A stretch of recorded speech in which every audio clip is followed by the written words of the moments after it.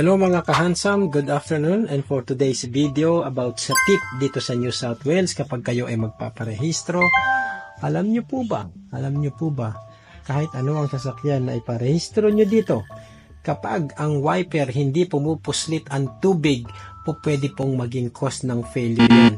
Dito po yan sa makikita sa may body, palakihan natin, papunta po siya dito sa may washer o wiper, nakalagay ito on wipers missing or inoperative. Yan po ay pumapalo sa Rule 105.09 letter A, wiper missing. Kung ang wiper mo naman ay punit, pumabagsak po yan sa Rule 105.09 letter B, paragraph B. Ibig sabihin, kung sira ang wiper mo, hindi gumagana. At kapag yan ay nakatik po yan, ibig sabihin yan, hindi mo ma-register yung sasakyan mo.